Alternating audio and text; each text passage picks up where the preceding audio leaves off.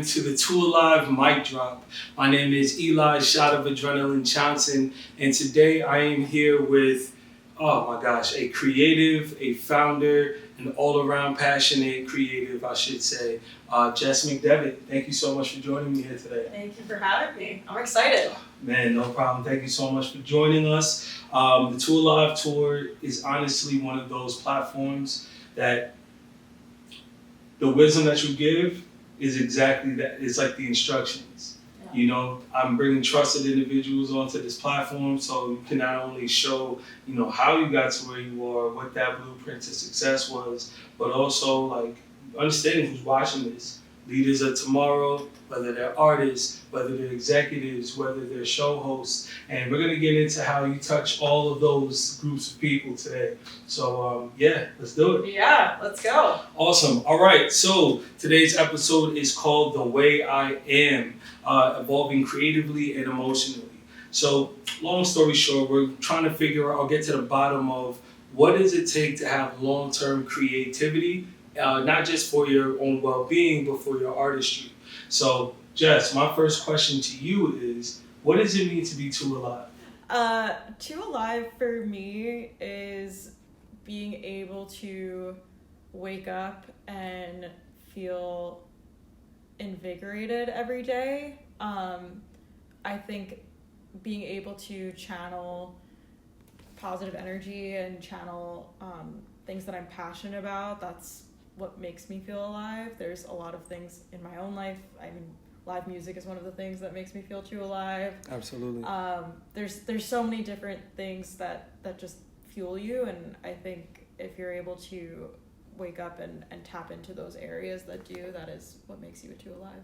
You know? Absolutely. So, thank you so much for the insight on what it means to be Two Alive to you.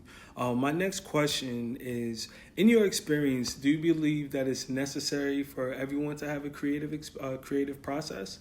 And if so, what is your creative process? Yes. I don't know if I would call it a process as much as I would call it more of a creative energy or a creative side to you. Yeah. I think everyone has creative ways of expression, and it can be harder to tap into those areas, but I do think it's essential that you find ways to have a creative outlet or some form that you can express yourself openly. Absolutely. Now, before we jump into a little bit more about the creative process, can you tell me how you got into, what is your role in the music business? How do you how do you wake up and find yourself entrenched in music? What is that process like for you? I'm a lifelong fangirl. I think that's how I got here. I grew up really immersed in pop music and pop culture, and I was that kid that, wanted to go to concerts every weekend instead of the mall. And that's real. I was really lucky. I was privileged to grow up in New Jersey, which is not far from New York City, and was able to see some of my favorite bands live, and was just in awe at what live music is and what it can do for people and what it did for me. And I think that brought me on a lifelong journey of having music enter my life, and then going to school and realizing that was a career that you could actually work on the business side. And I was a sponge and tried absolutely everything while I was in undergrad. And wow. I still try to be that way. I still try to learn as much as I possibly can in life, but especially with music, I just find it fascinating the amount of avenues that exist within the industry. So when you were immersed in internships, what were some of the takeaways that you still carry with you today? You know what? Internships, in my eyes, and I say this to a lot of young people, it is equally valuable to find out what you don't like versus what you do like. And I was grateful to have so many different internships, but that was kind of the big thing, is I was figuring out, okay, I could see myself doing this, or, ooh, maybe that didn't really speak to me. And by process of elimination, you can say, oh, I'm not going to go pursue that any further because it doesn't light me up. Right. Let me try to keep opening doors that align more with what I'm passionate about. So I think internships are equally valuable for that, to just experiment and try. And that was my big takeaway. And also just understanding how vast and big the music industry is. It's a small industry. It's a small industry. World, yeah. But God, it's big. God, there's so many companies. There's so many, it's unreal how big it is. Yeah. And I think that's what a lot of people get twisted when they get to like the entry level part. Yeah. It's like, oh, I thought it was just this one way that I had to get up to wherever my goal is. No, sometimes you go from the mailroom to the receptionist to the lunchroom, and then you skyrocket to the top. Like, some people have it backwards, Yep. And I think that's the beauty of maintaining your creativity along your professional journey, knowing that this isn't, a one-size-fits-all thing. You can come in here and do the unheard of, and that's now the new normal. I think you can come in here and trust the people that got you through the door, to really help build you into, that well-rounded professional. There's so many things that you can do, and I wonder a lot of times in entertainment specifically, what is it that makes people feel like they can't be themselves? That's a loaded question. Yeah, please let me know what you think. I have a lot of feelings on this topic. Please let me know. Well, for starters, music is an entertainment, but music is an industry where the growth is not linear, whether you're an artist, creative, executive. Right. The growth trajectory is not of typical academia, or if you're in the medical field, there's not really a ladder, right. if you will. And that can be really exciting. It can also be really intimidating to know that it can take a while for you to quote unquote level up. Yeah. If leveling up is what you want, if that's what it looks like, you learn really early on that success is going to be very different than it might be if you become a lawyer or become a doctor. Absolutely. You don't really get a lab coat when you sign a record deal or whatever it may be. That's when the work starts. Yeah. So it's just interesting because it's such a different industry compared to others. But also, in terms of why do people feel like they can't be themselves, and people in the business, for whatever reason, have decided that like being a fan or being excited by music is not cool anymore, when the whole reason we're all in this industry is for the love of music. And I think you have to be in love with music to want to work in it. Yeah. To be in it, you have to really love it. But in loving it, you compartmentalize pieces of yourself that maybe you don't want to show. Yeah. It's so It's true. and I, in my personal experience, I can't relate. I feel like I've been very honest since I stepped into my first internship. I've grown a lot, but I've always been kind of a open and honest person as I possibly can. Absolutely. But I've met so many people that have kind of like, oh, I don't want my boss to know that I'm a fan of like our artist, or really, like I don't want that line between professional and fan to get meddled. And of course of course you should be professional always, no matter what you do, but doesn't that make you even more of a great person to be on the team or be on the project because you're a fan of the work? You believe in what you're talking about and selling. You're the consumer and the employee. Like it's a win-win. So can you tell me a little bit about how your work experience, how you've had to contextualize your work experience with the balance, that work-life balance, knowing that you're in the mix of people that you actually want to be around. You actually want to listen to their music. Yeah. So like, can you describe your professional journey rather, and how you've balanced that work-life balance? Early on, I said yes to everything. When I went, and similarly, like as I was talking about the internships, I said yes to everything. And that's kind of, I think, what's perpetuated down is to say yes to everything. Yeah. But there's a fine line between saying yes to everything and then burning out and being deeply unhappy. True. And I've faced that a couple times in my journey, and I have found that my work-life balance is consistently changing, and the way I frame that is changing, and what it was 2 years ago is not what it was today. And it's about knowing yourself and knowing your limits and not what the person next to you's limits are. And I had to really pump the brakes a couple of times in my life because I was just going full throttle for no reason other than my own ego and ambition, thinking that was going to bring me desired results. But today, I find that my work-life balance, I never want to be that person that's like up till 4 a.m. and like no sleep, and I'm that kind of entrepreneur. Like, just because I don't think that is productive or sustainable long term. So I get 8 hours sleep every day. I make sure I get 8 hours, otherwise I become a really ugly, not nice human being. And I'm careful about what I say yes to now. I'm very intentional about what I say yes to because I want to still feel passionate and I want to still feel excited and I still want to grow and I still want to learn, but I don't think that means saying yes to every event, every show, every opportunity. It's just being intentional with what you want. 100%. And there's so much power in those two letters, no? Yeah. Sometimes it's scary to you to wield that power. Yeah. And I think that's what keeps us saying yes a lot of the times. It's unfortunate because when you burn out, nobody's checking on you. It's like, all right, let me run to the pharmacy real quick. Maybe if I can move, you know, but so that's a constant reminder to prioritize yourself just as much as you're prioritizing your client. Yeah. Most times your client is expecting you to set the tone for the energy. So if you're not where you need to be, it's kind of going to show in your work inadvertently. And that leads me to my next question. How do you feel you've incorporated your creativity and your imagination in creating that balance?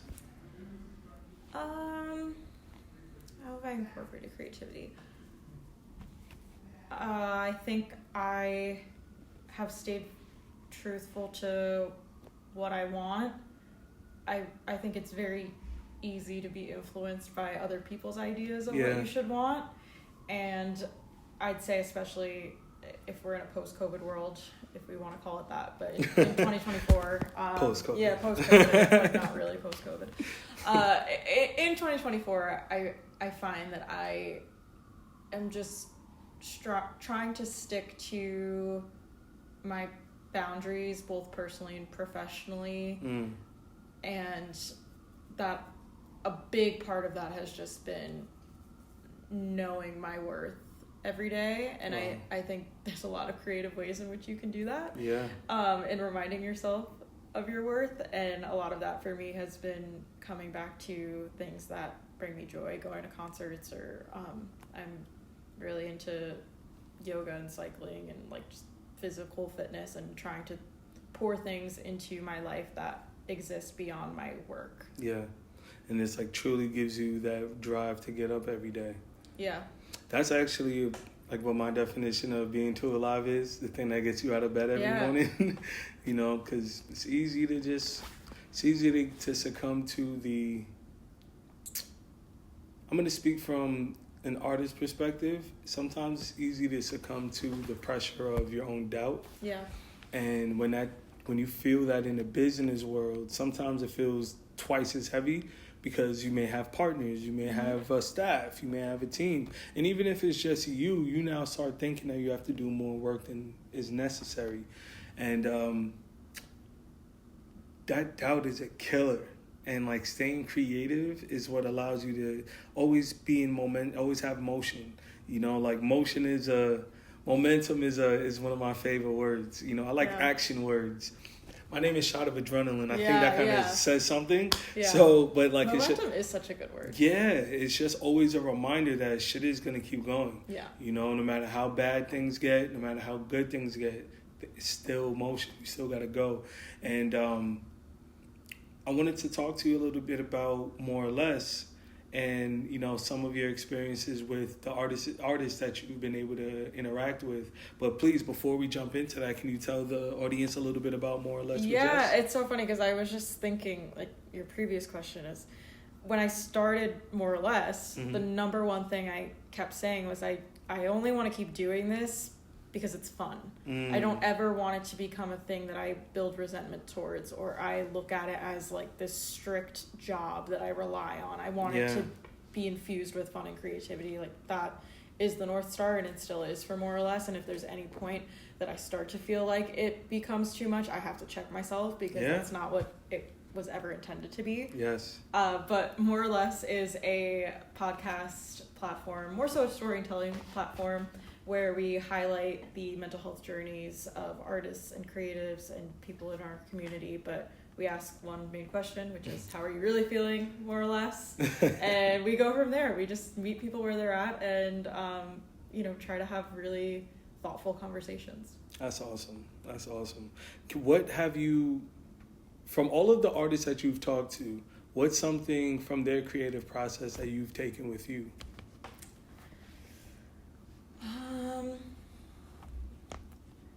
It's so funny. I mentioned this morning. I'm in the middle. We're rolling out a Mental Health Awareness Month, a couple of content pieces, and I've been doing Nice. a lot of interviewing lately. And the last question that I keep asking, is there any advice you want to share for Mental Health Awareness Month? And I'm telling you, 9 times out of 10, the line that I keep hearing back is the power of community and connection. And just hearing that from them really fuses it into, you check yourself too. You're like, yeah, totally. Like that, your people and the people in your corner that lift you up make a difference in your life. And that's, when we're talking about mental health, that's 100% part of the conversation. So that's something I've been thinking about a lot in my own life just over the past month and doing these interviews, just because it's funny and ironic that it keeps coming up every single time. I'm talking to strangers that don't know each other, and I'm just the one that is interviewing. But everyone's having the same thread of thought that the real alignment. Community really, really can fill your cup when you can't fill your own. So, in this post-COVID world, how do you see community impacting artistry? It's everything. It's everything and it's everywhere. If, I guess executives will use the term audience development, but to me, audience development is building your community and building your people and your fans and the people that are consuming all that you have to offer. It's everywhere. It's online, it's in person, and for artists, that's it. It should be the number one priority. Of course, making music, but being with the people that are craving your music.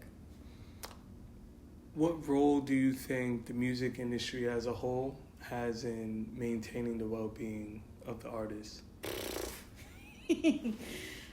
Oh God. They have an incredibly, we as an industry, and I'll say we because I'm in the industry, we as an industry have a responsibility to take care of our artists. We have a responsibility to take care of each other. That is community. So if we want to call the music industry a business and a community or a family, we take care of each other. And I am disappointed by the lack of infrastructure built in music around mental health, especially when we're handing over, I look at major record label deals, you're handing over thousands of dollars to sometimes 16, 17-year-old kids. There's no emotional support attached there. There's no health insurance attached there. And it's just a shame because we should take care of each other. There might be life insurance policies on it, though. That's a deeper, darker topic, though. That's another chat for another time. Yeah. But I feel really, really strongly that we need to. I especially in the work that I do, and more or less, I come back to a lot of tragic stories and artists that we've lost due to substance use, gun violence, a lot of systemic issues that exist, and yet we're still pumping cash out and we're looking at the bottom line and we're touring nonstop because that's the only way to make money. Right. But we're not pumping the brakes to actually examine from a bird's eye view what is going on here and how can we sustain artists that they want to do this for the rest of their life, or that they're able to and have the opportunity. So, with that being said, what challenges are specific to creatives? I'll say creatives in the sense when it comes to maintaining their well-being. I think a lot of it is time. A lot of the artists that I talk to, they just don't have enough time for themselves. Their days are sometimes planned for them. And they don't always really have a say in what they're going to do that day, and it can be really hard for them to maintain a routine. And I think I use routine loosely because some people don't thrive Yeah, in routines. yeah.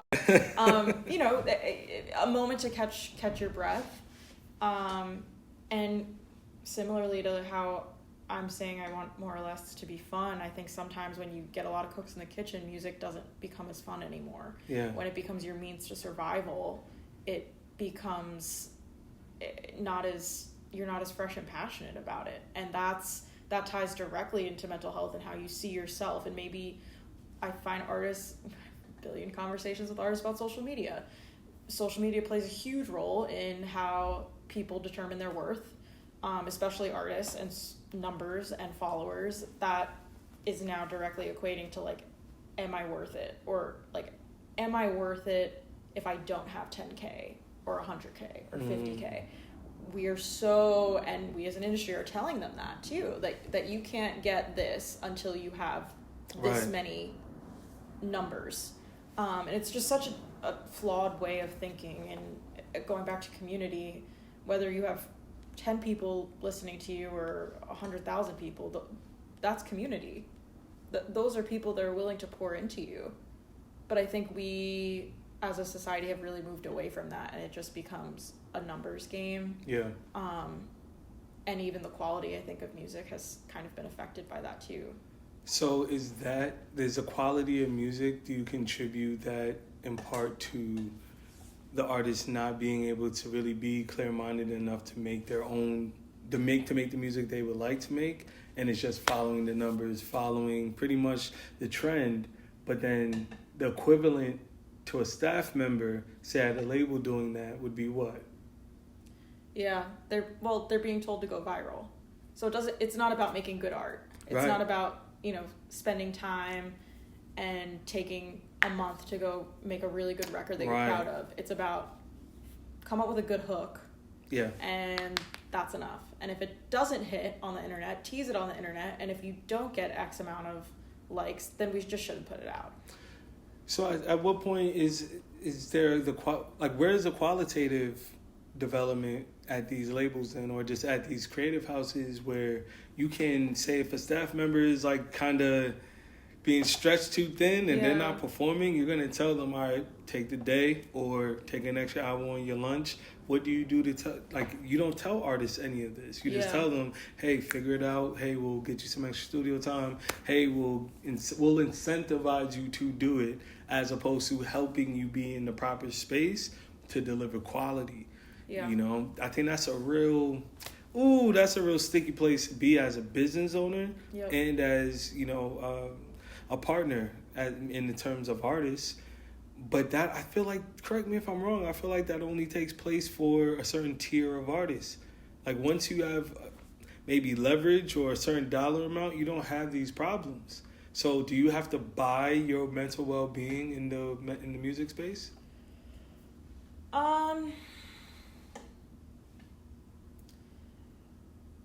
No, I think a lot of it comes back to who are the people in your corner. I have found that the artists that are the most grounded, in my experience, are the ones that have really solid people, both on the business side and the personal side. Yeah. If you have people in business who are not going to bat for your mental health or are not supporting you directly in your mental health, no matter what tier you're on, that's a recipe for disaster, because then their priority is how can I make the most money off of you, and not how can I support you. There becomes a fine line. So I think it comes back to who are the people when you're tapping in, even the person that's going to help you make a music video.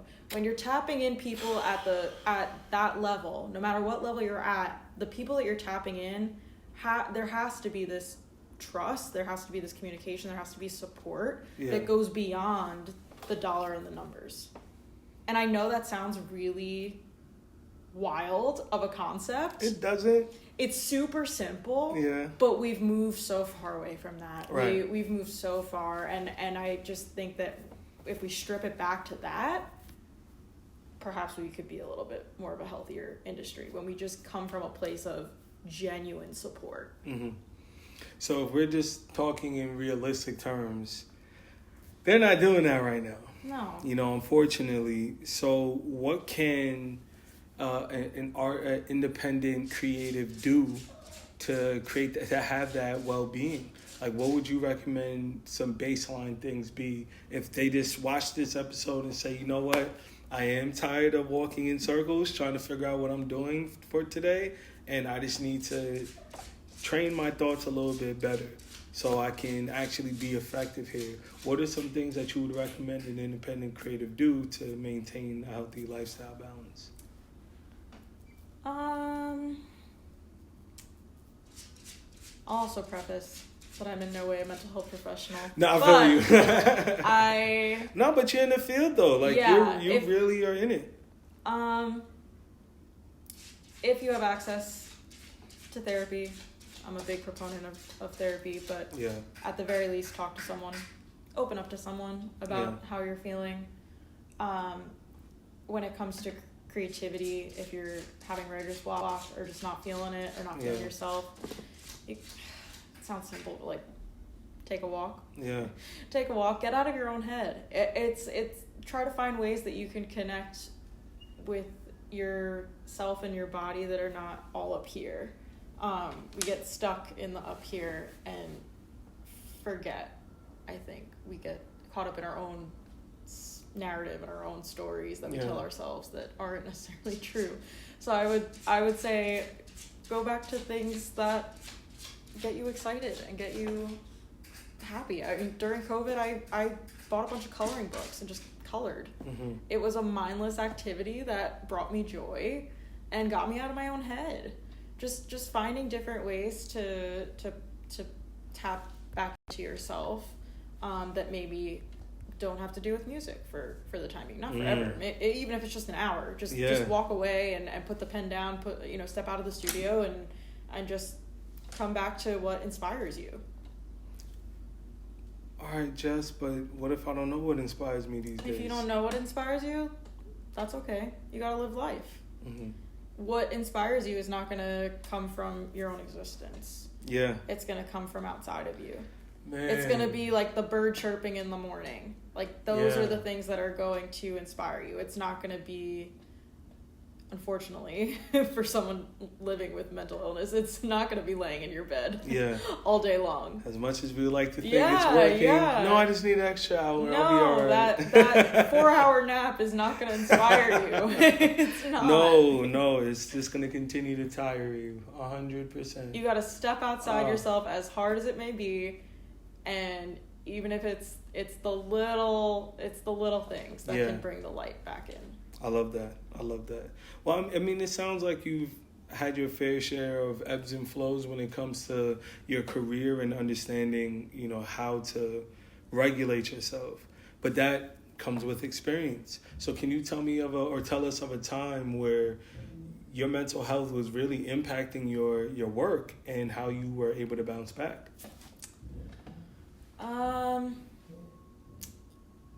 I think my mental health is always affecting my work. I am someone that lives with like persistent clinical depression, and that kind of, as work does, it ebbs and flows into how I approach work. I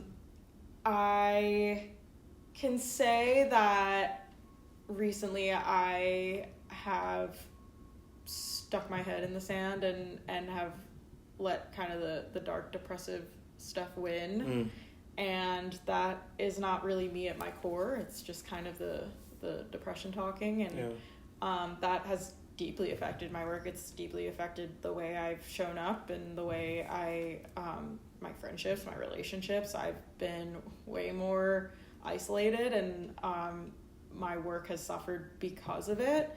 And I think that came from just me being on an endless hamster wheel of trying to extend myself over and over into things that, the universe doesn't have. It's not meant for me. Yeah. And I allowed that to define me.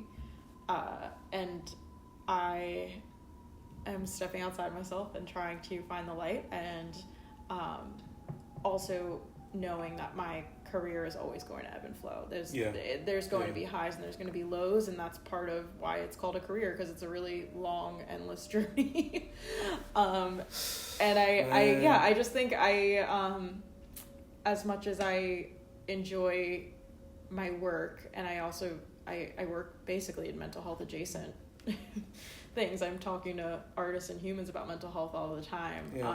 It can be really hard to then look inward and be like, oh right, I'm not that great either. Like I'm not doing so well either, which is interesting because I didn't think I would ever really get to that point, and then it did, and then I went down the not so pretty spiral. But you had to go there. Yeah. You had to know what that felt like. And I think the whole purpose of life, in my opinion, is to have enough wisdom to use your foresight to find the answers 100%. in life. Like, all right, the first 20, 30 years of your life, allow that to guide your next 10 years, 20 years of your life. Because those experiences either show you what not to do, or they prepared you to do the things you were destined to do. But it's a preparation. And I think when we look at circumstances as failures or even successes, and we let it identify us, we handicap ourselves. Yep. Because now, like, oh, this moment is on the pedestal. This is the moment, as opposed to saying, oh, okay, this was an awesome point in time. I'm glad I was able to do this. Now, what else can I do? Same thing goes if, you consider it a failure. All right, I took an L, but like I'm still able to keep going. Like, and this might be controversial, but like I just don't believe in failure. Come on, talk about it. Like I don't, and maybe there's textbook times that would have been classified as a failure, but I think you can absolutely learn from every misstep or every challenge. I don't think failure exists. It's learning and it's growth and it's life, and that I don't know. It's just there's seasons and there's times that happens, and then you come out the other side. You always do come out the other side. Man, oh man, you always come out the other side. Always. But I think, if I'm being real, I think a lot of times we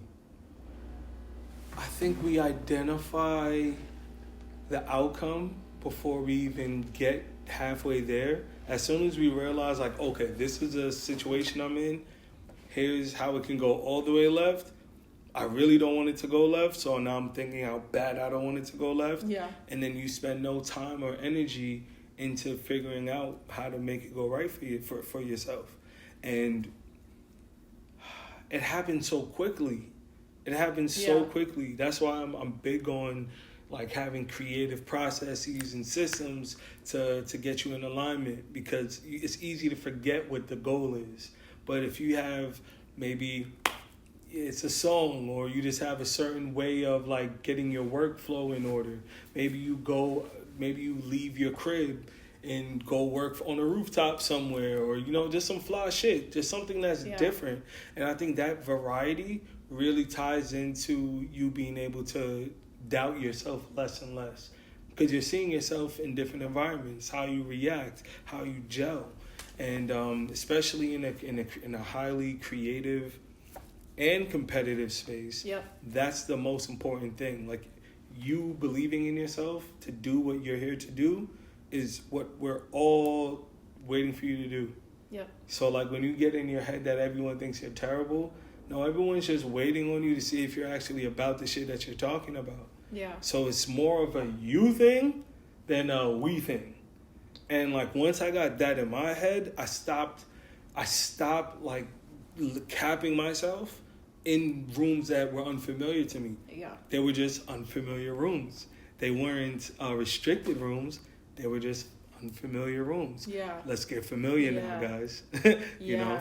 And you know what? So, and I'll share this because this is fairly recent, but I just, in the midst of this not great mental health episode, I became a yoga teacher as of last week. Oh, fire! Congratulations! Thank you. Wow, and that's dope. Talk about different environments. Yeah. Totally different environment. It was something that I've been wanting to do for a couple of years, and I was at a music conference, ironically, in November. Shout out to Jump Global, my wonderful friends that put on this incredible personal development conference. And it was all about, investing in your first and last name, and nice. The desire for me, yoga is something that has always been a really important part of my coping with my anxiety, my depression, and it's been a really great tool for me, and I've always been curious to learn more about it. And I was thinking about doing this training, and then I was at this conference, and I was like, you know what, I'm gonna do it. What do I have to lose? I'm just gonna do it. I'm in a weird headspace right now, and I'm learning all about these things of separating yourself from your work and just investing in yourself. And I was like, I'm gonna put down the deposit and do it. I love that. And it was the best decision I could have made this year. It was about a 4 to 5 month process, and it was like going back to school, and I learned so much just about being in tune with your body and understanding spirituality deeper in areas that I've never fully immersed myself in, and here I am in this different environment with people I don't even know, and just learning a really great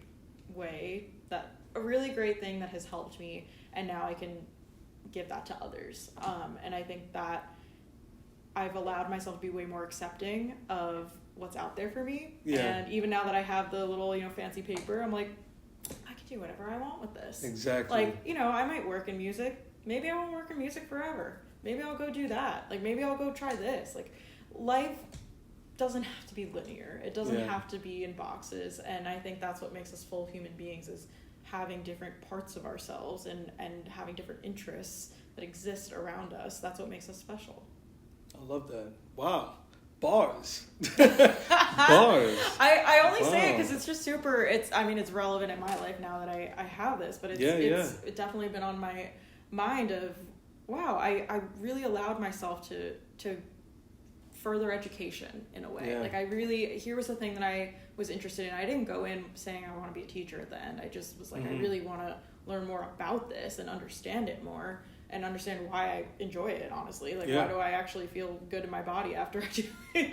And now here I am on the other side of you know what? I could actually go into a senior citizen home and teach them chair yoga. I could go into domestic shelters and help women find ways to tap into their body. There's so many different ways that I can now be of service to people just by doing this thing, just by exploring an interest. Wow. So it's just thinking outside yourself and putting yourself in rooms that might not be familiar. There you go.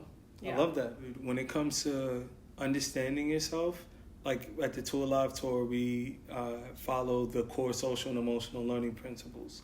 And self-awareness is number one, at least in my book, because the more you know yourself, the more you understand your past, those who came before you, yourself now, it allows you to really rise to the occasion, which is being in the moment, being present enough to realize what's around you. Oh, okay, I can use all of this to make the exact thing I need. But when your mind is convoluted and oftentimes just, maybe distracted, you miss out on the power strip that's next to you, and you realize, oh, I am the cheat code. I am the source of power. And sometimes, that doesn't look how we want it to look, especially if we need other resources like money. Just start looking at yourself like that. And finding people who believe in you is, I think, a huge part of the process. But please tell me a little bit about Amplify and how you even started doing that work. Of course, you told us about more or less, but just on the business side, how did you jump into that entrepreneurially? Yeah, so Amplify is a social impact consultancy that I started that connects brands and fans to philanthropy and different causes. It started because I couldn't figure out what I wanted to do in the music industry. I get that. I was looking at all the avenues that were out there. As I mentioned earlier, there's a billion of them. Yeah. And when I thought of my life in 5, 10, 15 years, I didn't see myself in any of those companies or avenues, but I still was really inspired by them and wanted to still find a place at the table for myself. So I love the saying, if you can't find a seat at the table, build your own. That's basically where Amplify came. I have been working with nonprofits in the mental health space since I was a teenager, and it's something that has always been really close to me. And in the process of starting to work in music, I just naturally kind of blended both worlds and started tapping in different artists that I knew to connect them to nonprofits and vice versa, just trying to find ways to do more good. And over the pandemic, as we all were very introspective and trying to, really, I think a lot of us were sitting down and was like, what's my purpose? What do I actually want? And all of us had that moment, as did I, and I was still kind of struggling with this idea of like, I am really obsessed with music and I want to work in music and I want to be there, but I also feel like there's a huge mental health crisis in this country and also in my industry. And wow, artists have the ability to change the world. Like, artists and music is such an incredible thing that we are able to put our hands on that can revolutionize change. You look at history, there's usually been a song attached to a movement. It's precisely such an incredible thing, and artists have such a platform that they can project that causes that they're passionate about, and I wanted to be that person that helped and connected the dots in that lane. And that's how Amplify was birthed. The entire idea is just bringing artists closer to causes that they care about and trying to amplify them. And if you care about climate change, let's find a way to work with a climate change organization. Let's put them on tour. Let's weave animal rescues into your campaign. Like, just trying to find ways that help tell your story as an artist that's true to you, because I think we all have causes that we really believe in. And I look at artists as just such a vessel of information. Why not platform some really great causes? Do you have specific causes that you already work on and just usher those artists into, or do you it's a little bit of both. It's sometimes it's like an artist or a management company coming to me and saying, hey, we really care about this, like, do you have any ideas, like what do you think we could do? I think it started off, and it still is kind of a lot of mental health. I'm still kind of seen as the person with all the mental health nonprofit people that I know, which is great because I love all the nonprofits that exist out there, and I'm happy to connect them. But I've delved into more of civic engagement, so I support the artist relations team at an organization called Headcount. They're a nonpartisan voting registration company that goes to concerts and festivals and meets people where they're at and registers them to vote. So I source a lot of talent for them, so I work on that side. And then I've gone a little bit now into like pediatric hospitals and doing work with patients there and connecting talent to those hospitals. So been touching a lot of different causes, and it really kind of goes either or in terms of how those relationships begin. But a lot of it is around how can I connect both a nonprofit and an artist so it's a long-term relationship and not a one-off. Because I think often in this space we see artists raising money and then maybe it's like a one-off and we never hear about it again. Whereas what's really important in my work is making sure it's a relationship that as the nonprofit grows, so does the artist, and they're growing together, and it's not two separate lanes. We're all coming together to raise awareness. And what does success in that realm look like? Success is this, I'll say that for anyone watching, this is a very niche space. Hence why I started, because I did a ton of market research and I kept calling everyone I knew in music, and I was like, hey, like, is there anybody at your company that does this? Or like, is there like a department for this? And I kept getting different answers all the time. So hence why I felt like it was also really important that there was some sort of infrastructure or some company that was willing to do that work, should people want those services. And I think success really is when both parties, an artist and a nonprofit, can look at the relationship and see the value in it, see an increase in volunteers, see an increase in social traffic, see an increase in donations, across the board. Just being able to see the value in connecting relationship to relationship. I think that's success. That's fantastic. Did you think you would end up in this space?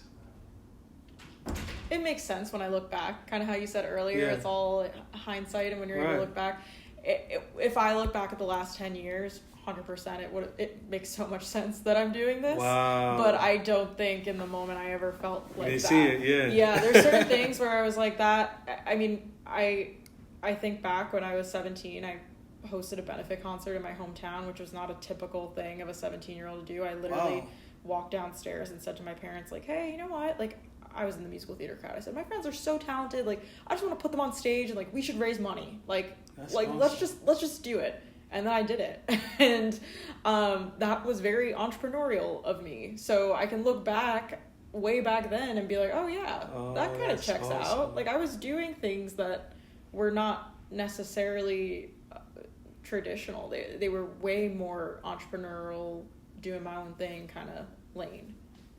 Wow. With that being said, I have one last question for you. If you could give, you said 17 years old you were doing that, right? If you could provide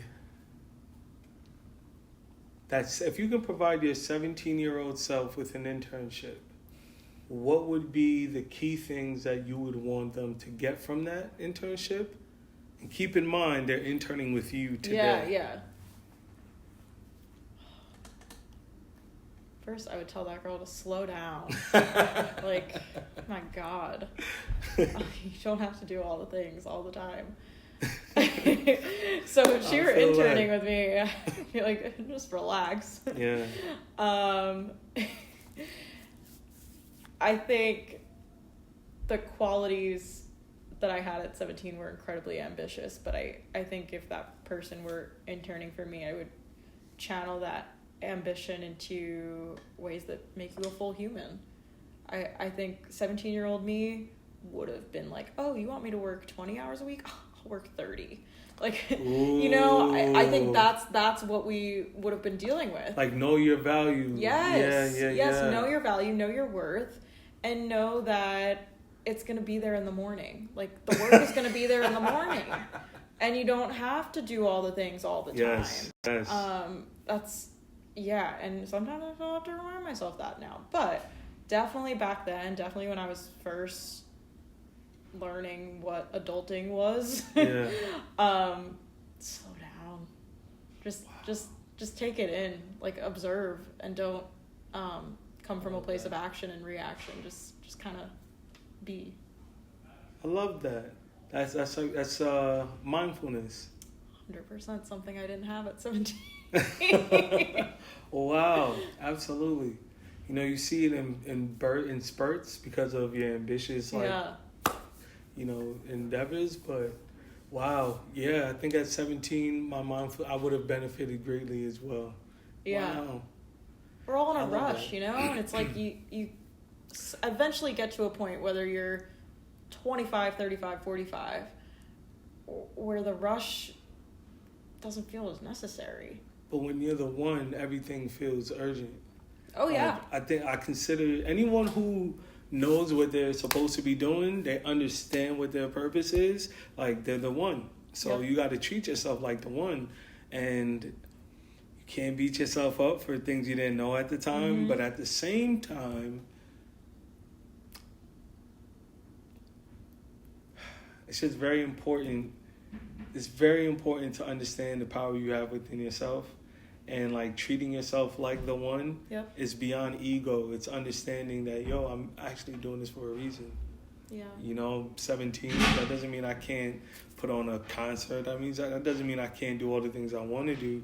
But I think another way that 17-year-old version of you would benefit from this internship is seeing how it's understanding grace within challenge. Because everything you've talked about today, like the challenging parts of sustaining your mental well-being, that comes with grace. Like, when you're in the trenches of your own mind, hey, it takes grace to not beat yourself up after a while. Yeah. It takes grace to, like, allow yourself to get in your bag or relearn how to get in your bag, or build a new one. Yep. Like, these are the things that I don't think we take those moments for granted. So when we think about, what do we want, what do we wish we could have learned, it's those little things. It's those little puzzle pieces that made this whole thing stand up. So, yeah. I think she'll be in good hands. Yeah, you gotta like come back to how you would talk to yourself when you were younger. I think about that a lot. Like there was many periods in my life where I just was really not talking kindly to myself, and I think back and I'm like, I would never speak to my best friend like that, or I would never speak to my partner like that. Like, why am I doing that to myself? You just gotta, like, your younger self is, I think, always cheering you on, or I'd like to think so. Like, if younger me was standing next to me, I hope she would be proud of me. Because as easy as it is to make yourself your own best friend, you can make yourself your own enemy. Yeah, 100%. It's so easy to the create mind your own is enemy. A complicated, tricky thing. Yep. Such an idiot. No, I'm not an idiot. It sounds so like juvenile, but there's grown people sitting in therapy 4 times a week trying to figure out why I hate myself. Look, man, it all starts from the mirror. It starts when you first open your eyes. If you're blessed to open your eyes and see yourself in the mirror, like you gotta give thanks, regardless of whatever you may believe or not. Like, give thanks to yourself for getting up and getting to it, and that's really at the essence what the Too Alive tour is. That's what it is to be Too Alive in my eyes. And I just want to thank you so much for giving your insight here on the Too Alive mic drop. I was going to ask you what's your mic drop moment, but I feel like you gave it. So I don't even want to put you on the spot like that. But truly, Jess, thank you for the work that you do. Thank you for the work you're doing. Necessary and needed. Absolutely. And thank you so much. I'm grateful to be part of it. Oh, man. Well, trust me, you're a Too Alive alumni now. So whatever we got coming up, you will be involved. However we can support, I can support personally. Please let me know. This is part of building that community. We even talk about that in our intern guidebook. Like, hey, build your digital community. Not just LinkedIn. Understand, like, who's like you across town.